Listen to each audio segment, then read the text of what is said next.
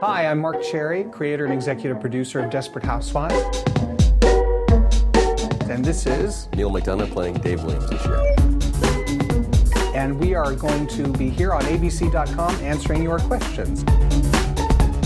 He did say ABC. He did say ABC. Right in the get-go said ABC. Oh, honey, okay. Yeah.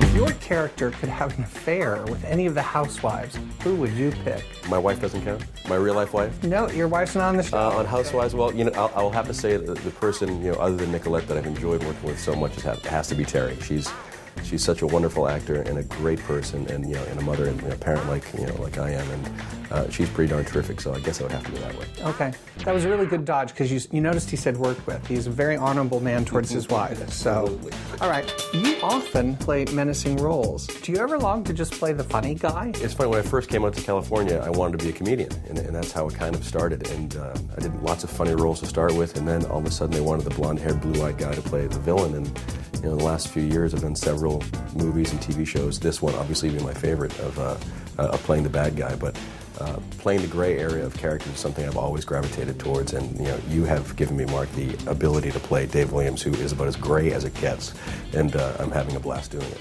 I actually have a theory about why you're such a good villain.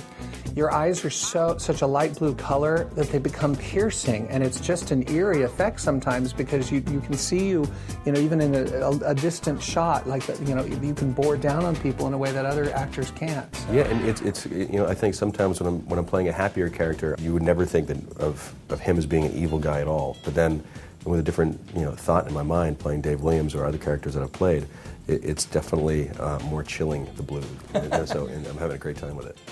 Who's the biggest prankster on the set? Does anyone play pranks on you? They're too smart to play pranks on me, I must say at this point.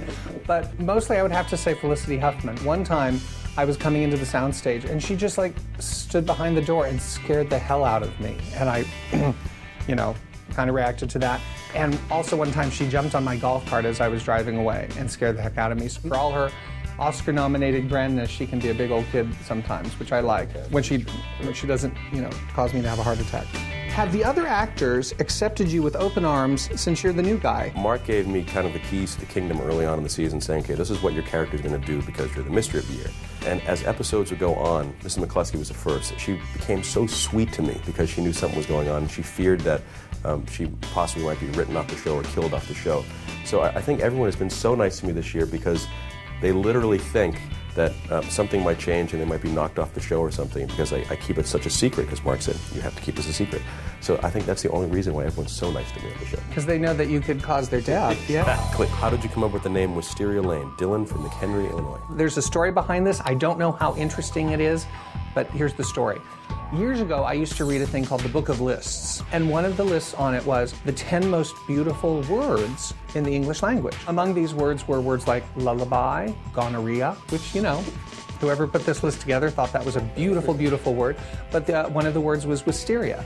They thought that was just a gorgeous word, and so that was in the back of my head. I've always thought it was kind of a pretty word, too.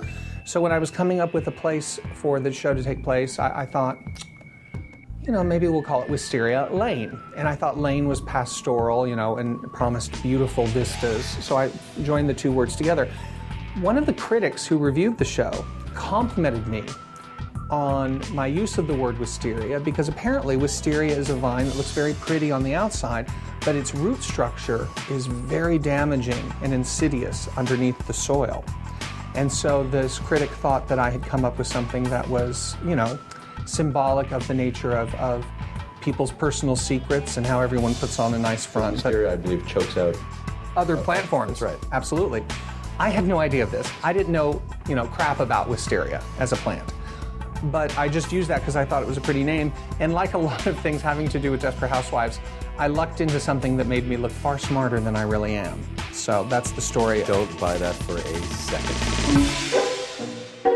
Well, that's nice. Thank you, Mark. My pleasure, my pleasure. Again, this is Mark Cherry, creator and executive producer of Desperate Housewives. And Neil McDonough, Dave Williams. Tune in next week for an all-new episode of Desperate Housewives. Sundays at 9, 8 Central. Thank you so much for joining us on abc.com. That was great.